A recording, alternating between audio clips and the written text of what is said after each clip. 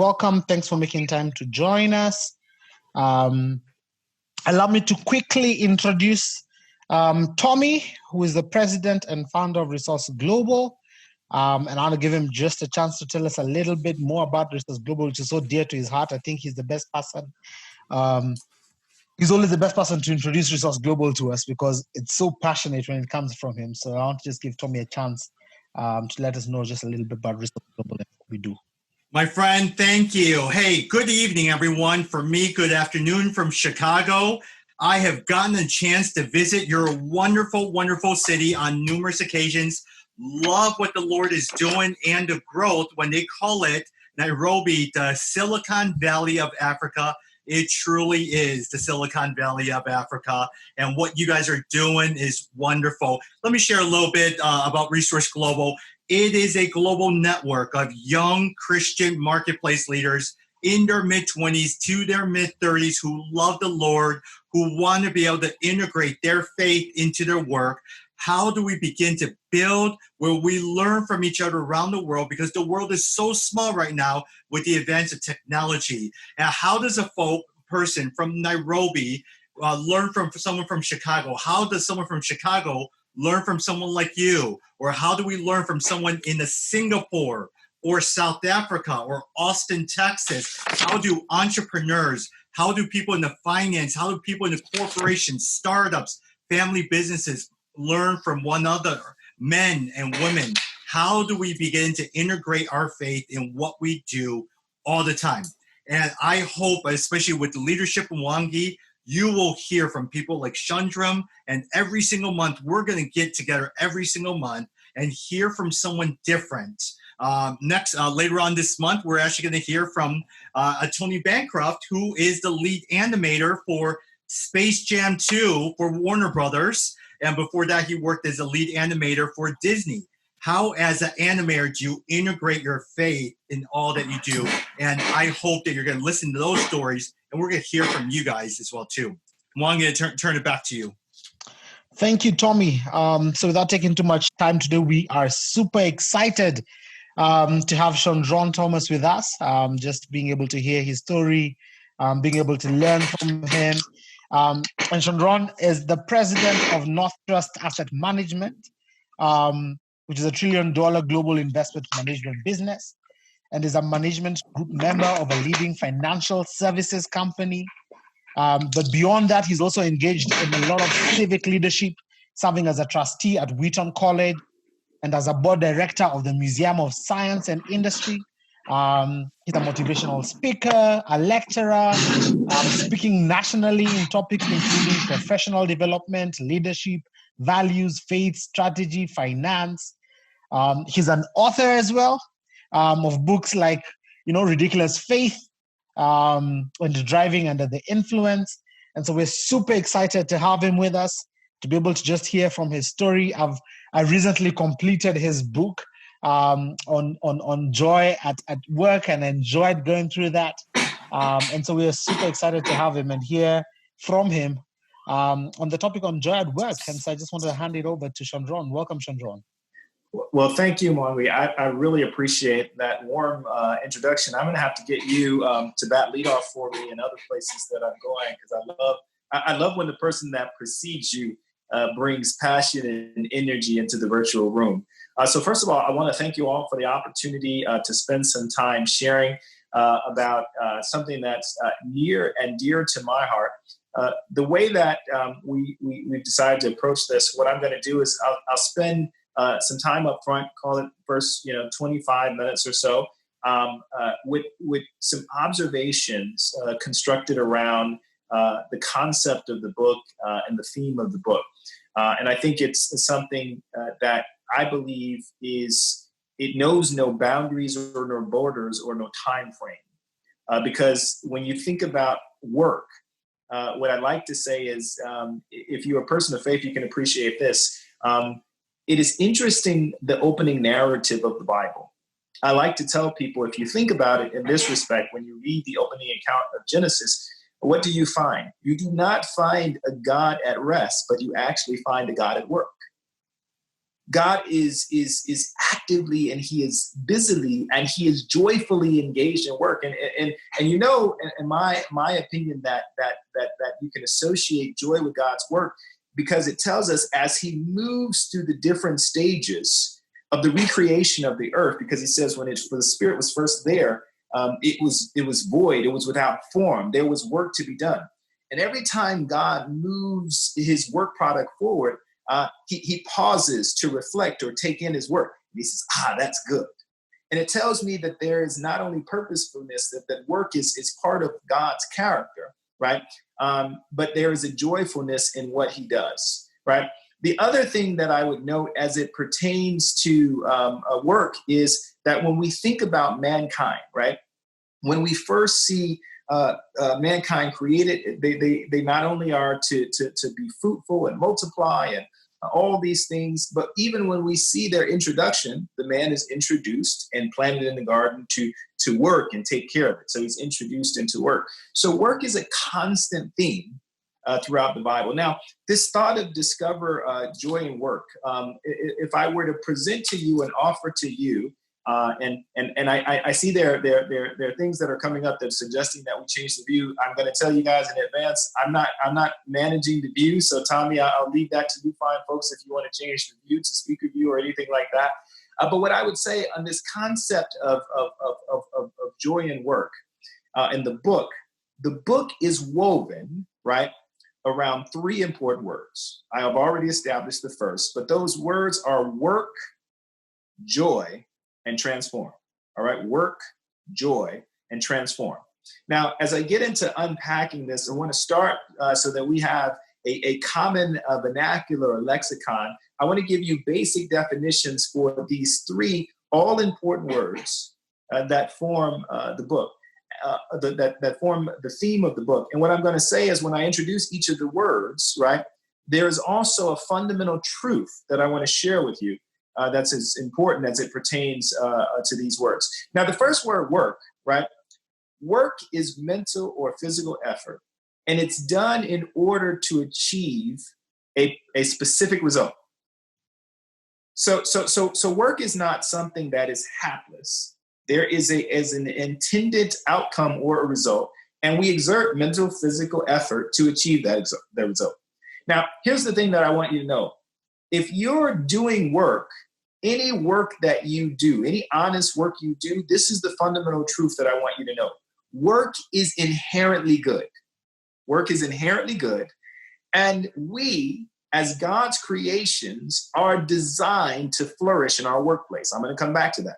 But I want to establish that first truth, that work is inherently good. And we are designed to actually flourish in our workplace. All right. Number two, what's the second word? The second word is joy.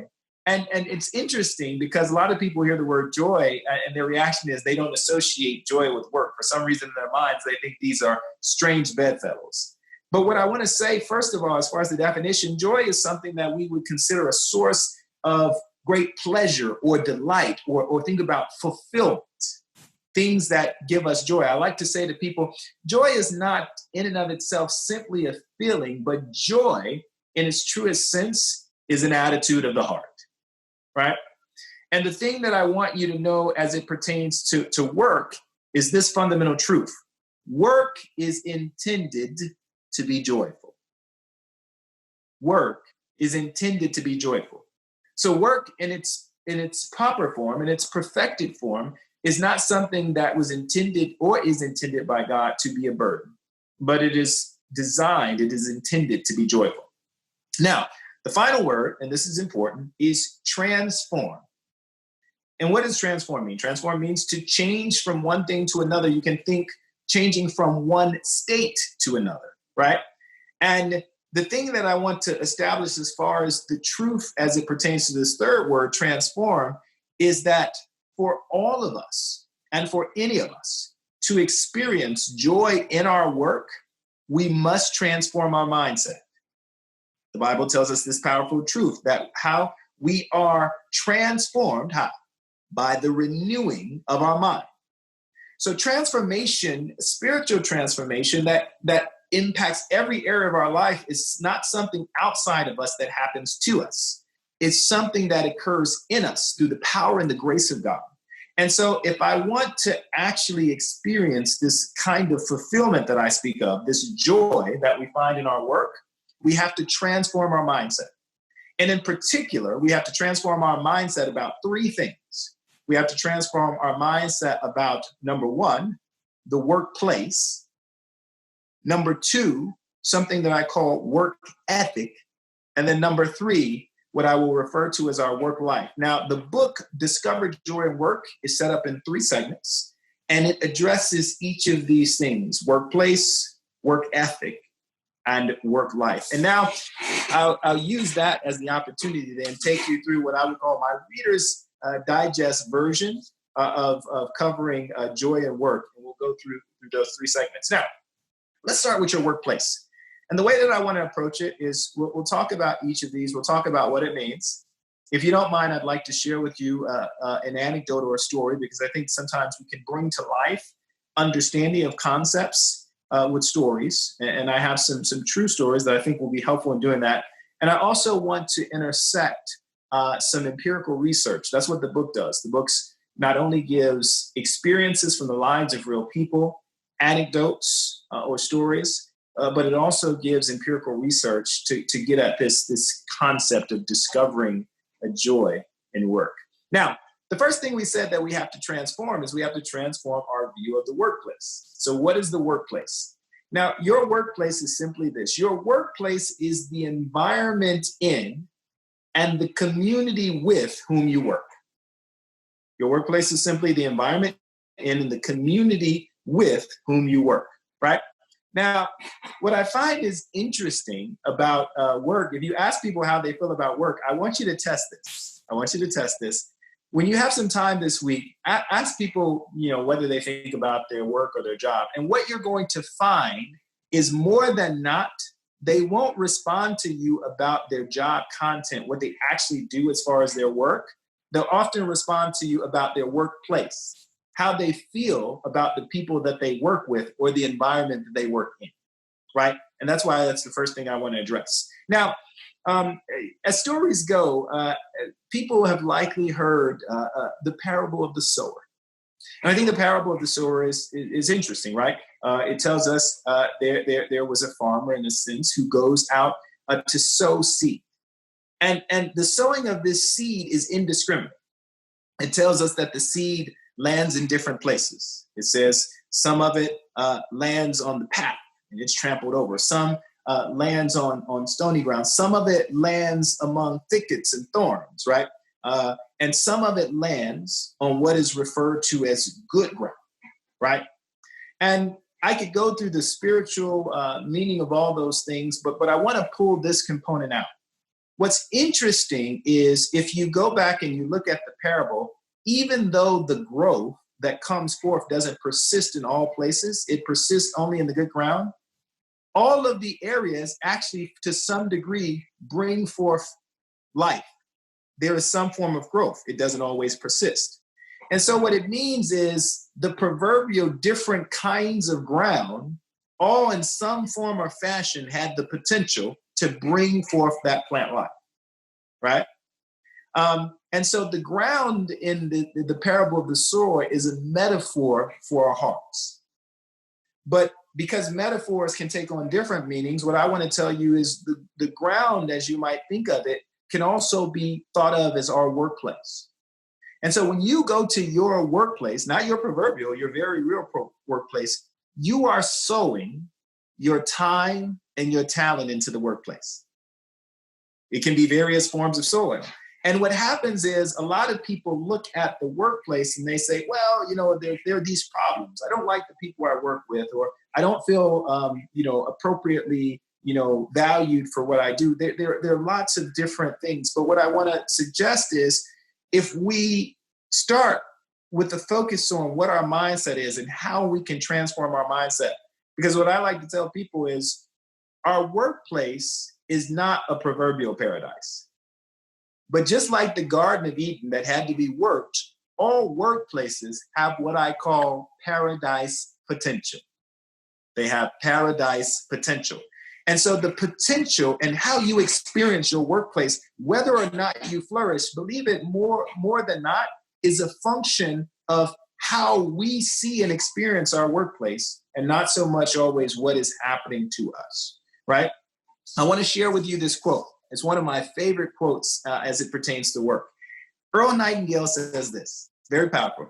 He says, "We are at our very best and our happiest when we are fully engaged in work we enjoy on the journey toward the goal we established for ourselves." He says this, listen to this. "It gives meaning to our time off and comfort to our sleep." Now that's good work. And it says, "It makes everything else in life so wonderful, so worthwhile." And so the way that I talk about this in the book is, if you were to go through the first segment of the book, there's a construct that's referred to as the 4 A's. And in the 4 A's, what I talk about is, number 1, attitude, number 2, approach, number 3, aptitude, and number 4, achievement. So attitude is simply the way that we think about our workplace, right? And again, I want to encourage you that we all have the ability to change our attitude and to reframe the way that we see our workplace, and thus actually have more success and flourish in the workplace. Number 2 is approach. And so we spend a lot of time talking about how we engage our work and the people that we work with. So changing our approach can give us more fulfillment in our work. And we talk about aptitude, the capacity that we have to learn to do. Here's the thing. There's no such thing as competence or aptitude being fixed. So being made in the image of likeness of God, it means that we have the ability to continually grow our capacity to learn and do. And when I talk about attitude in the book, we go in depth about discovering, developing, and deploying our aptitude, both our innate abilities and our developed skills. And then finally, there's achievement, attaining a goal or desired outcome. What I like to say there is activity is not synonymous with work. So just because you're busy doesn't mean you're getting any work done. Work is only being performed, right, when we actually are accomplishing the outcomes or doing productive things. And so the reality is some people are not fulfilled in their work because they're not getting a lot done. Now, on this thing of workplace, what's interesting and sort of a powerful piece of research is, there's an outfit, Gallup, that for years has been doing, studies on what they call engagement in the workplace. And then what engagement means is people that are A, passionate about their work, and B, committed to their employer or their workplace. And you know what they find? If you look at this globally, they say somewhere in the neighborhood of only about 14% of people globally are actually engaged. They would consider themselves engaged in their work. That's 1 out of every 7 people. So what that means is there's something about what's going on in the workplace that the vast majority of people, on average, it would suggest 6 out of the 7 people that you run into are not engaged. They're not feeling fulfilled in their work. And that's why I think this thing about transforming our perspective, our view of the workplace is the place where we need to start.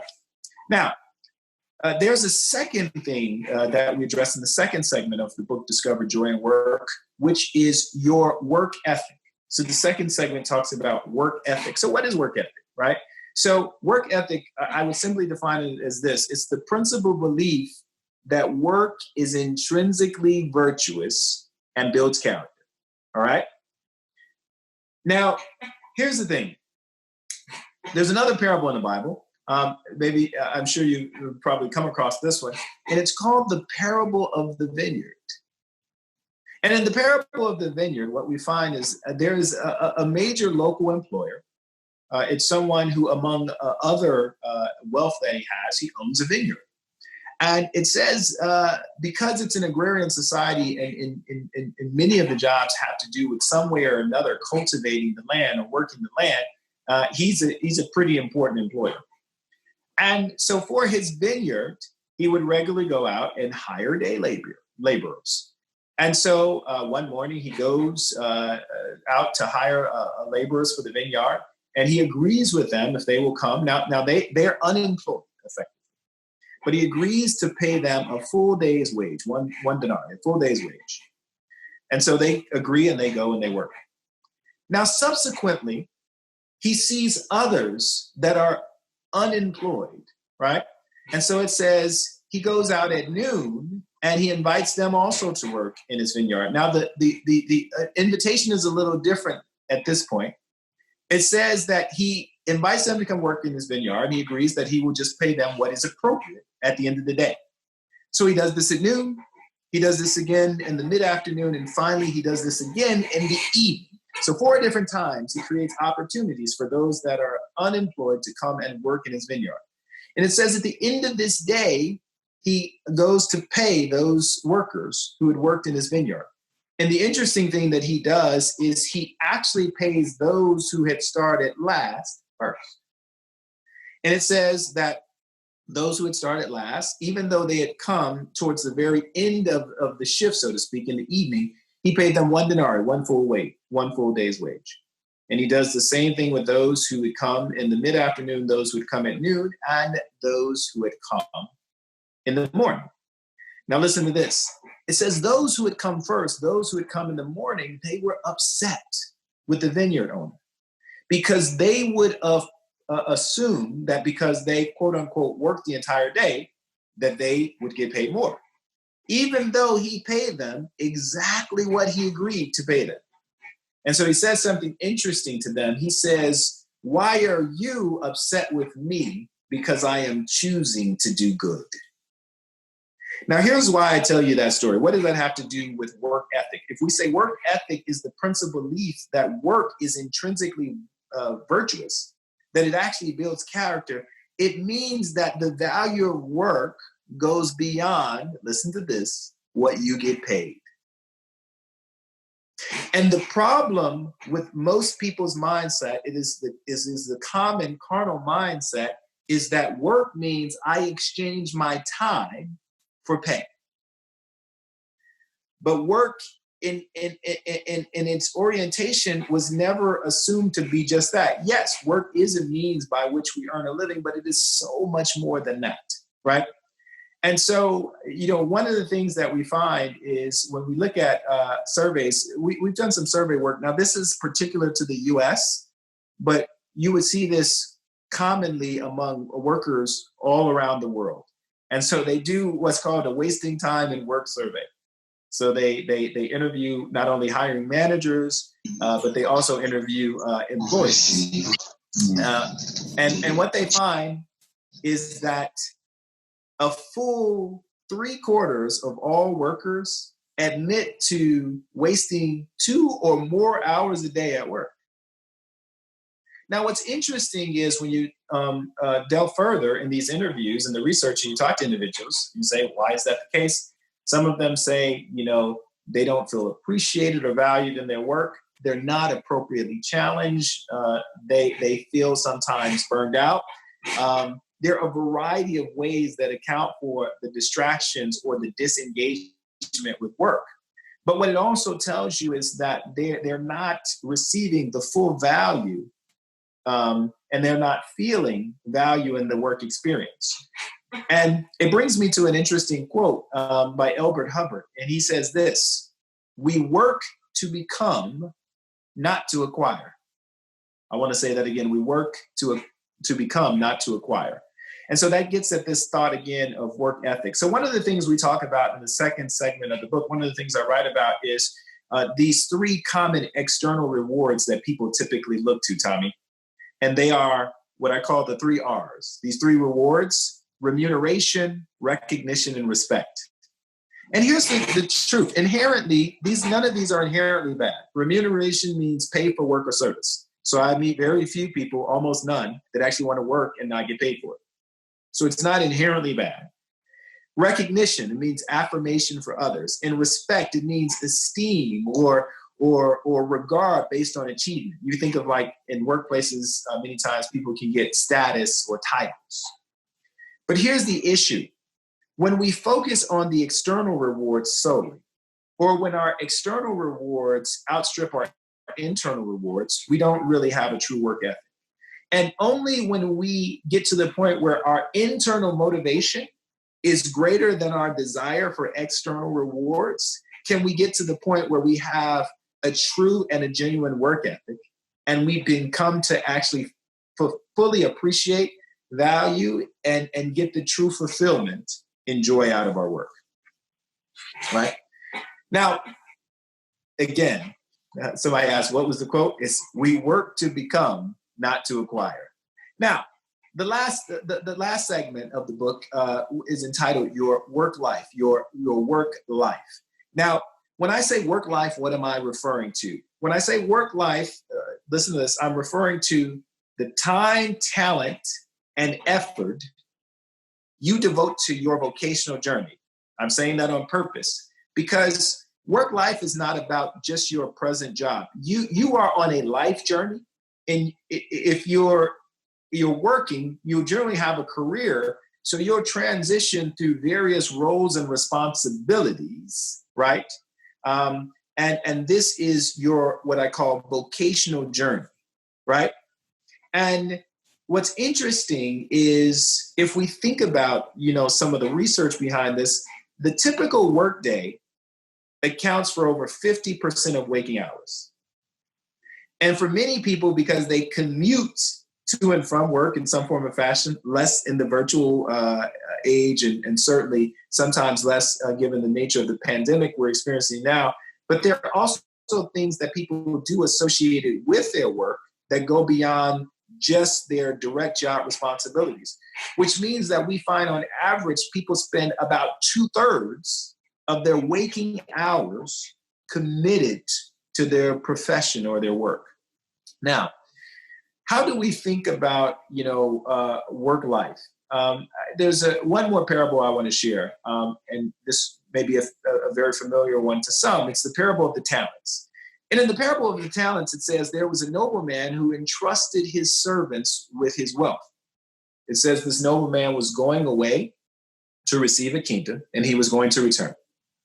And so this is very important because a lot of times when people read this particular parable in the Bible, they leave out some very important parts of it that are essential to the understanding. Because it says he distributes to his servants according to their ability. That's an important understanding. So when he gives one 5 talents, he gives one 2, and he gives one 1 talent, he's not doing that just indiscriminately. It actually says very clearly he's distributing to them based on their ability, right? Now, he tells them very clearly that he expects them to actually use this wealth and to earn a return on it. And so it says he goes away and he comes back, and when he returns, the first servant comes and he's turned his 5 talents into 10. It says the second one comes and he's turned his 2 talents into 4. This is great. And it says finally there's the last servant. And the last servant comes and he says, I'm sorry.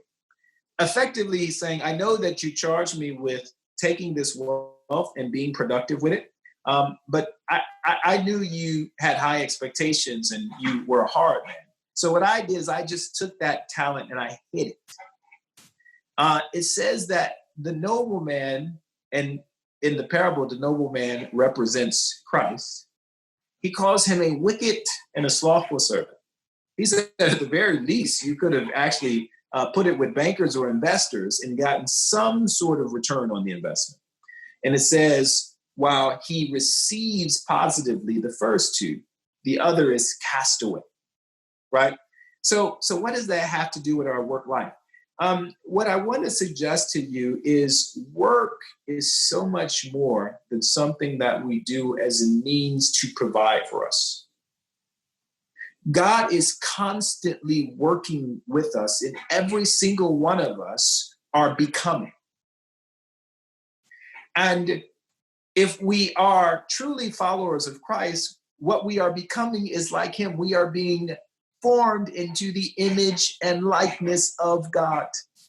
And God uses every aspect of our lives, including and especially our work, to form us into his image and likeness. It would be very inefficient if the only time God was working on us was during worship service on Sunday.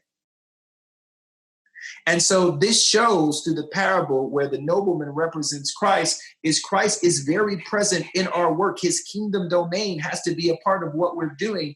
And one of the ways that we most emulate Christ, right, is through the kingdom of God being realized in our lives and through our works. And that means that we are to be careful stewards. We are to be productive. We are to be excellent at what we do. We are to, in our work, find the purposes of God. And we are to reflect God in the way that we do our work and in the way that we serve others. And that's why it's true from this quote from Rumi that says, everyone has been made for some particular work. And the desire for that work has been put in every heart, right? This is truly God at work.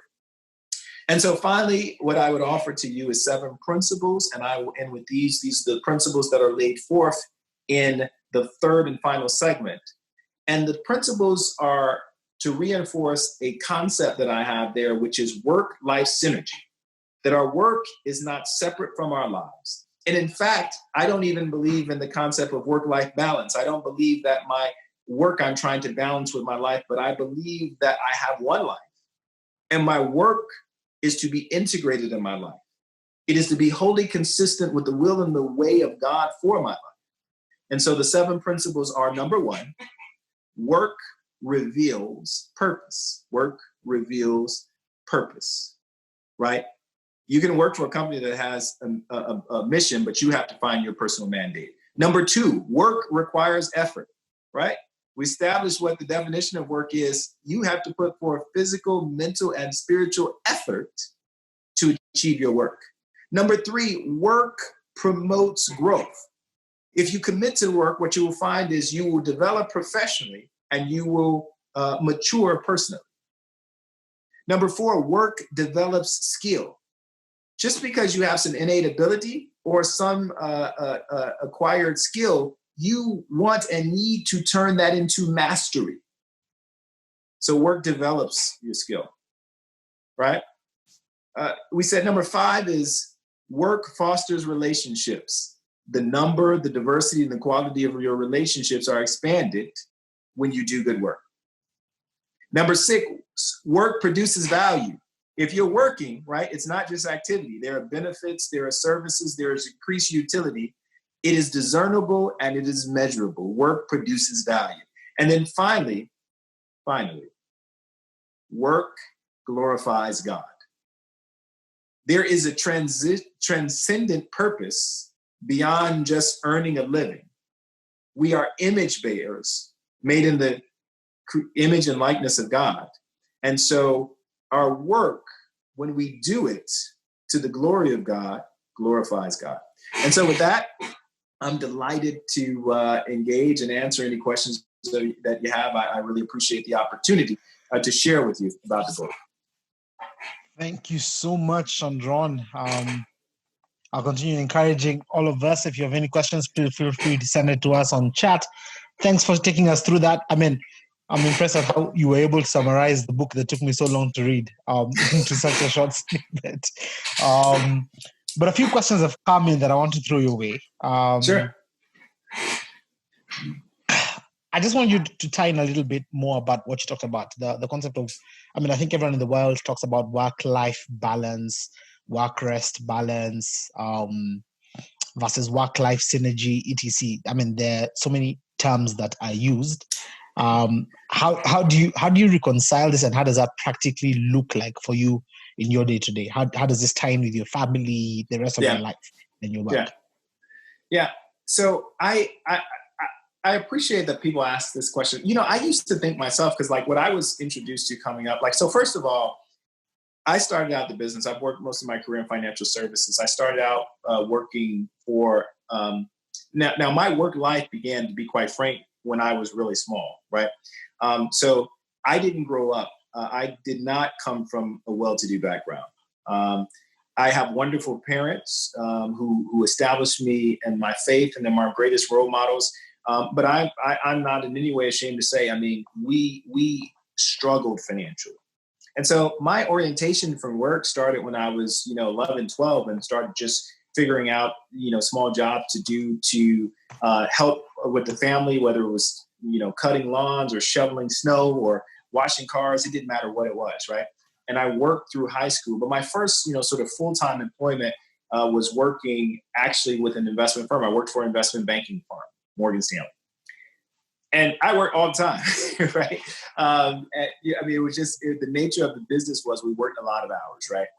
And I remember as I progressed through my career, you would hear to your question about this concept of, especially as you make life decisions, I got married, work-life balance. My wife and I are both working these demanding careers. And what I realized is I understand the spirit of what people are talking about, because what they're really saying is, for many people, work takes on the dominant role in their lives. And the risk is work, if not approached the right way, can become an idol to itself. And so what they're trying to figure out is, how do I manage my work with respect to and in relation to the other things that are important to me and priorities in my life? Because work is one of them. It should not be the only one. But what I found is, I don't think there's really a true such thing as work-life balance. I find that as people think about it, there are seasons and times that you're going to go through. And there's no perfect stasis that you find. There's no such thing as, I say, I have my work on this side of the scale and I have the rest of my life on the other, and there's some kind of way I can weigh them or balance them. What really you have to be able to do is you have to have a clear sense of priorities and values. And that's why the Bible says, when it says you can't serve God and money, it's not saying that you shouldn't pay attention to money, but it says very clearly in that same stanza, seek first the kingdom. And so what I really think that we need is what I refer to as this work-life synergy. The synergy can only come if you have principles that are guiding you. So those principles say, what are the priorities in my life? And what happens from time to time for all of us is things will get hectic. Sometimes things will go, quote unquote, out of balance, right? But if we have the right kind of prioritization and we know what our values are, our deeply held personal beliefs, you know what we'll do? We'll adjust. What we will also do that's more importantly than in that even is, over time, we will choose to pursue vocations and even the very places that we work that align with who we are and what our values are, such that there's a good cultural fit for us, and so that we don't feel this tension. And that's what I describe as that work-life synergy. And so the last thing I'll say there, some people are just working in environments that aren't well suited for them. They're working in cultures where the values don't align with the things that they most prize. You'll never find or feel a sense of balance if that's your scenario. Wow, thank you so much for that, Shundrawn. And just tied to what you're saying, so if someone is in such a toxic workspace, initially you talked about, and in the book you also talk about the fact that a lot of our ability to find joy comes from the change of our own heart, mindset, attitude, etc. But can you reach a point where you cannot find joy in a particular workplace? Is there an environment where it gets impossible? Right. So let me go over a couple of scenarios. Number one, if you let's be clear, I don't have a Pollyanna view of the world. For some people, there are environments where, unfortunately, say the people who lead the organization or manage the organization, they have created an unhealthy work environment. There are issues of discrimination or prejudice or sexism or any of these things. Let me be clear. There is no amount of changing of attitude that changes those inequities or those cancers. So if someone is in a workplace like that, my view is they should make every effort to make a change in that environment, because that's just not a healthy environment, and that's nothing that God desires for any of his children. Now, there's a practical reality that it may take some time to make that transition or whatever what somebody's working through. But that never would suggest that you shouldn't have that desire. God places good desires in our hearts, and God cares for us. And so I think that that's something we can see. What I would say to you, Mwangi, though, is that's usually going to be a small percentage of people. So now what about the rest of people? So for the rest of people, there are a couple of things. For some people, if you really look at it, the place that we work, they don't really change dramatically. They change in sort of slow, predictable ways. And so what often really is changing is us. So here's what you have to think about sometimes. Sometimes I really do believe life is time and seasons, right? And so you could be in a season of your life where you have a desire for certain things that you want to do personally and professionally, and you can be in an environment that fits you and suits you very well. And say, for instance, that season changes. Say, for instance, you believe that God has a call on your life to do something very specific. Think about, I'll give a dramatic example, not that we will all have these. God tells Abraham, you know what, leave your family and your kindred and your place and go here. You got to leave that job, right? My point is sometimes we can be in a place and nothing's wrong with the place, but there may be some things that are changing in our lives to have that synergy that might call about a change. So that's a scenario. The most common scenario for many people is we actually really just need to change our attitude.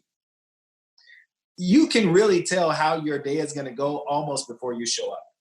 We are decidedly creatures of habit. Do you know we make thousands of decisions a day and we don't cognitively think about them? So most people think intellectually we're thinking about. What happens is we've already formed views of the people that we work with. And so how we're going to respond to the situation is like hard-coded in, right? We act more out of what's called our emotional or our limbic brain than we do out of our cognitive brain, right? And so the reality is the resetting of ourselves, this transformation of our mind, and that's why spiritual disciplines are so important. You actually do have to work hard to learn how to love people the way God intends. In our sin nature, I can assure you it does not simply come to us naturally. And who more than you need to love than the people at work that you spend most of your waking hours with? So that's some of the things that I would share on that. Wow. Thanks. Another question that's coming, Shundrawn, is the area of finding joy in work tied to your gifting and your basically your gifting and your calling? So one, is the level of joy I'll find tied to how gifted I am for the role I'm doing? And two, is it a particular job I was called for that will allow me to experience that kind of joy? Yeah, this is a fantastic question. I would tell you my view on this will differ from some others. Some people espouse to this thought that there's some perfect job we're called to. And so when we find that job, right, then we'll be happy or joyful. I just fundamentally don't think that's true. And the reason I don't think it's true is because there's actually nothing that I see. People are called to certain ministries in the Bible, but we can't misapply that to like the work that we do. So we can look at the ministry that Paul had, but his profession, he was a tent maker, right? There's nothing that I read about Paul that says God specifically said as a profession, he had to be a tent maker. He has a calling to what he does in ministry. I think vocation is a calling, but let me tell you what it is. It's not so much you are called to it. It's more so how do you feel about what you have chosen to follow? Do you know, as professions go, if you look back in history in terms of vocation, if you go back hundreds of years ago, everyone who committed themselves to or chose a vocation viewed it as their call. I want you to get that. It wasn't they found something that they were especially chosen for. It was they chose a vocation and then they viewed it as a calling. Are you following me? And so what I believe that is true is this. Now, here's what I would say to you. It is actually very important to understand your talents and your gifts. Let me explain why. Because most jobs, quote unquote, and I don't like the word job, I prefer to use work or vocation, but most professions or work that you're called, that you feel, in a sense, a call to, even if you don't initially feel that, the reality is they can be done in different ways. Do you know that there could be 100 people who have the same role that I have, but none of them do it the way that I do? And the way that I do it is a function of my understanding of myself, my particular skills, and my talent. So that's where that comes in. So what I do, here's the way I like to say it. I tell everybody, make the job you have yours. Do it like nobody else but you can do it. And that'll be really joyful. Now, if you try to do your job like somebody else who doesn't have the same temperament, experience, gifts, capabilities you are, you might not like that much. But I work hard to make every role that I have unique to me.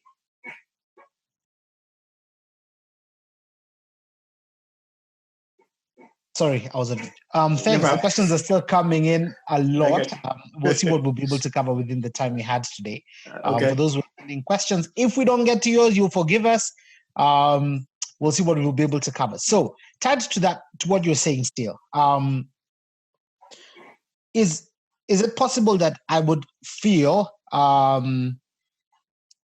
a dream that God has given me for my life being different from what I'm working in and what I'm doing? And how do I pursue work and that dream for God separately? How does one go about discovering what God may be calling me to, yet it may be separate from work? Right. And like for you, I know you're both a pastor and in the corporate space. How does all that work out for you? So I'm so glad that you asked that question, because a lot of times people have, in a sense, artificial constraints that either they place on themselves or have been placed on them by others. So you know what? From when I was really young, I loved reading and writing, and I particularly loved writing. And nobody ever told me when I was young, right, that I could pursue like writing as a profession. It was like, work hard, get an education, get a good job. Now, it turns out that I found that I really like business, and in particular, investments and finance. And that's something that I feel especially skilled at in those things. But you know what? It was some years into my career, I had never lost this desire about writing. And in fact, I would always find excuses to write, whether it was marketing materials, things like even at work. And so finally, at one point, I just felt a special unction from God to write. And that's and this was in the early 2000s, and that's when I wrote my first book. And since then, I've written 4 books. My point is, what I choose to do professionally doesn't constrain God's plan for my life. It doesn't constrain the dreams or the visions that I have. I have to decide how I use my time. Now, listen, and I don't mean this in any disparaging way. I tell people there are always trade-offs.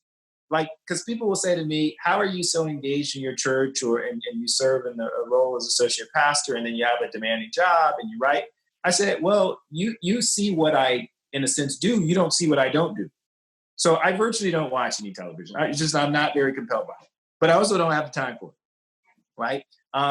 Golf is a really interesting game that a lot of my friends play, and I don't have 5 hours to commit to running around chasing a small ball. It's not bad or good, but my point is, there's God gives us an incredible, amazing form of grace if we choose to receive it from Him. And so we are many times only constrained by the capacity of our own mind. Wow. Thanks. I think we'll take one last question and see where we are with that.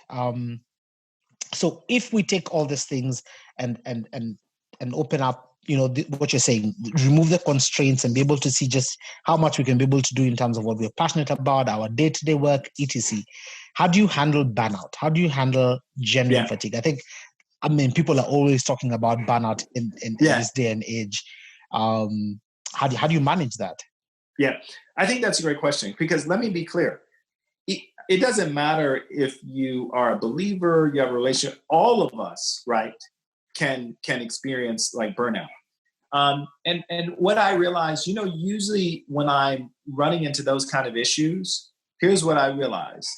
It really usually means that I've kind of, in some ways or another, lost sight a bit of the priorities, or gotten a little pressed as far as an area that's an important value to me.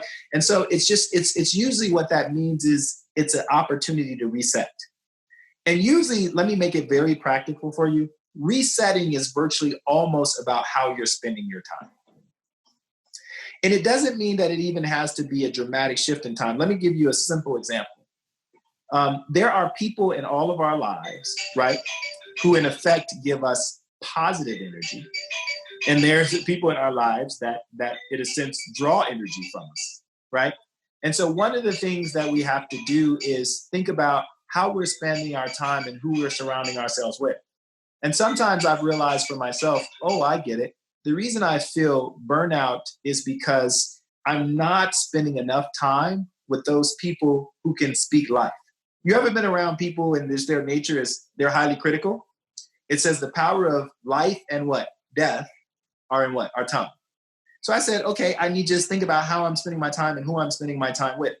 Sometimes I realize that in my best efforts, while I know it's important to seek the kingdom first, I've gotten a little too caught up in whatever I'm pursuing in the context of the world.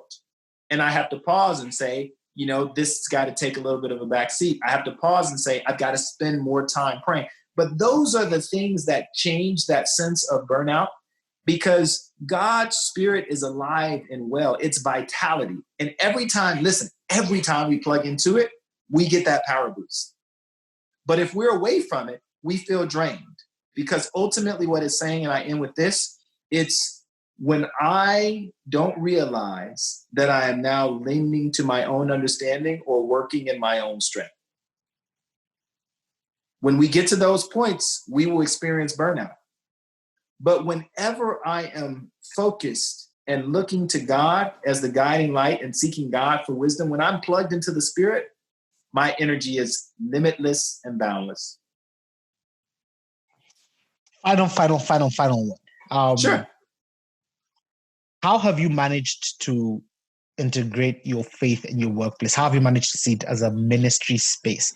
I mean, you still have your church ministry, but as you said, you spend more than 50% of your waking time at work. What does that look like for you? How would you encourage people to view their work as their ministry space? Yeah. So the thing is, to me, it goes back to this work-life synergy in part, right?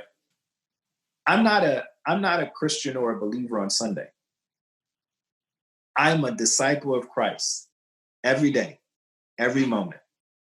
The kingdom of God is a real and present reality, right? Jesus said over 2,000 years ago, the kingdom of God has arrived, right? And so I believe that. And so what does that mean to your question?